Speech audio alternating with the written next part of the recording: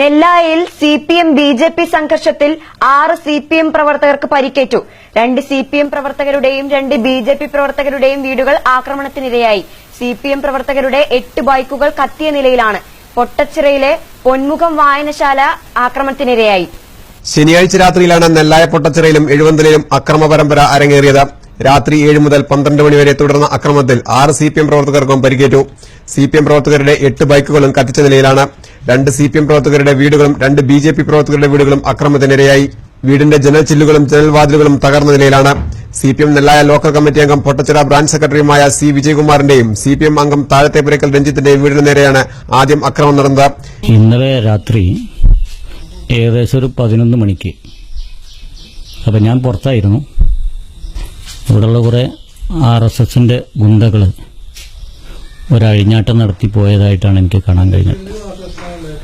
നാശനഷ്ടങ്ങൾ എന്ന് പറഞ്ഞാൽ നമ്മുടെ ജനൽ ചില്ലുകൾ കംപ്ലീറ്റ്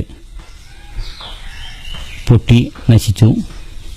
കല്ലുകൾ ടെറസിൻ്റെ മുകളിലും അതേമാതിരിയുള്ള സ്ഥലങ്ങളിലെത്തി. ഭാഗ്യം കൊണ്ട് നമ്മുടെ മക്കൾ ഭാര്യയും മകളും ഭാഗ്യം കൊണ്ട് പരിക്കുകളൊന്നും ഇല്ലാതെ രക്ഷപ്പെട്ടു.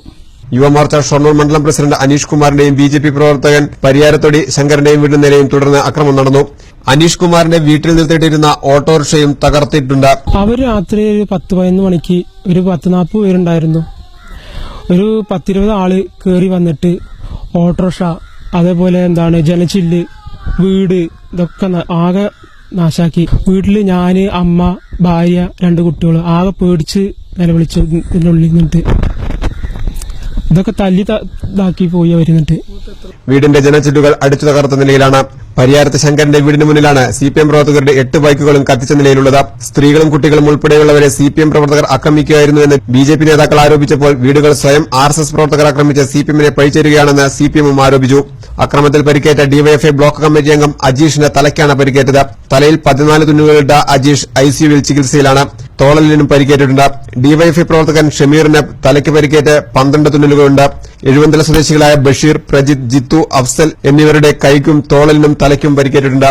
ഇവർ പെരിന്തൽമണ്ണ EMS ആശുപത്രിയിലാണ് ചികിത്സയിലുള്ളത്. പൊട്ടച്ചിറയിൽ സിപിഎമ്മിന്റെ നിയന്ത്രണത്തിലുള്ള പൊന്മുഖം വായനശാലയ്ക്ക് നേരെയും അക്രമമുണ്ടായതായി നേതാക്കൾ പറഞ്ഞു.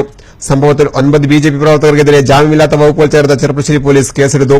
Cherpulassery CI Alexander Varghese, SI Chacko എന്നിവരുടെ നേതൃത്വത്തിലുള്ള പോലീസ് സംഘം സ്ഥലത്ത് ക്യാമ്പ് ചെയ്യുകയാണ്. News bureau, Cherpulassery.